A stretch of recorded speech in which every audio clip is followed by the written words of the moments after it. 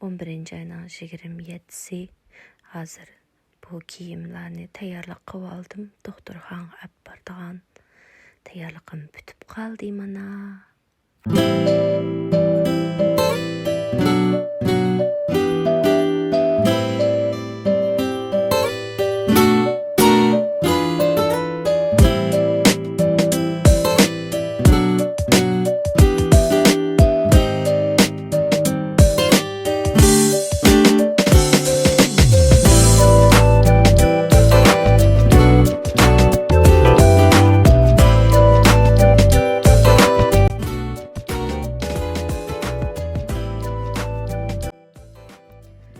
Bu vakitlarda mektebimni davamlaştırıverdim. Özüm yalğız bo'lgan vaqtimda qahvaxonalarga kirib, qahva ichib, tort yeb, azroq o'zimning vaqtini o'zimni oldim.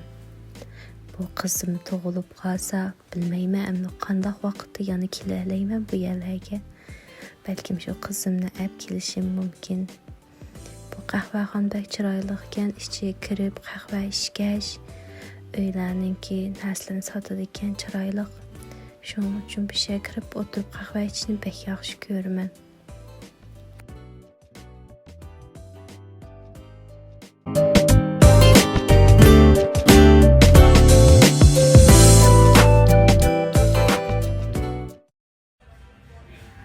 Yaxshimisizlar?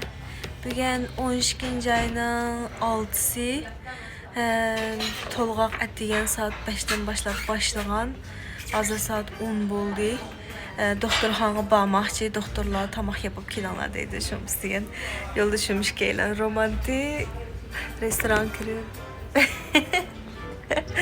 Restoran kirib tamoq yeb, anikin doktorxonaga bormoqchi. Tolgaq to'xtagan vaqtida tatib oldim, yel boshlab qoldi tuyushkilar.